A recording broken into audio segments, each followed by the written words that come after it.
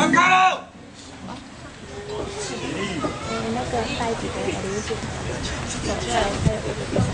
大家好，他没有进。他很难搞，遇上天气很冷吗？还是有辐射层的顾虑？谢谢今天各位来到铁花村啊，今天是连续休假的第2天哈，我也安排了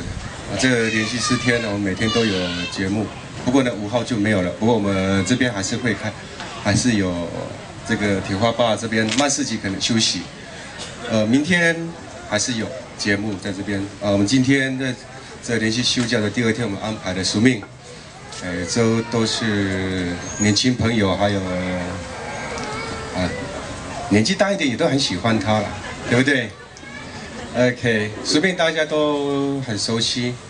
他去年也得到那个金鹰奖最佳的那个专辑他每一年都在得奖，我不知道他的那个奖杯还有家里还没有地方放，听说有一点困难，因为在做一些那个柜子准备再放下一个讲座。署名呢这几年也他也是很认真投入部落的这些培养年轻的尤其在丰年祭的时候培养这些年轻人，这些加入法嘎隆爱这些教育这个文化上的传承我认识署名已经好几年了，从我开始认识他到现在，性格还是没有变，那个怎么讲，做人还是一样。非常的诚恳，非常的那个非常好，没有什么因为说他名气什么样子，然后呢他就有眼睛就在下巴会抬起来他永远就是这样子，所以让认识他的人真的是一个很舒服的感觉。那我们今天署名呢也带领了部落的几个小朋友来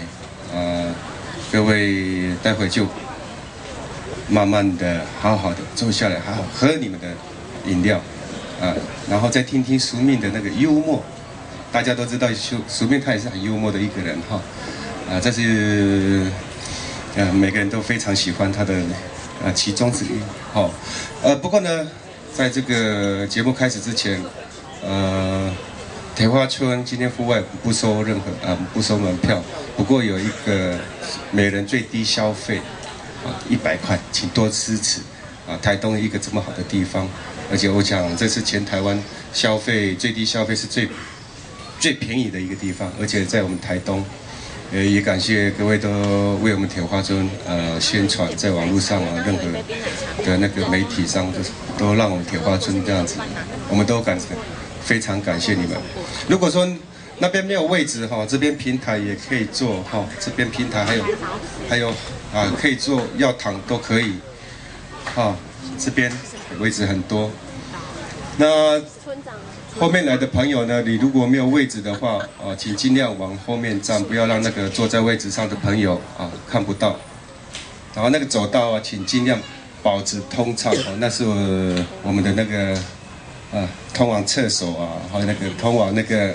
买饮料的地方 ，OK， 那我们厕所就在正后面这边没有厕所厕所就在那边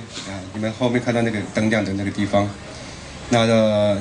我仅代表交通部观光局跟台湾好基金会还有铁花村所有职员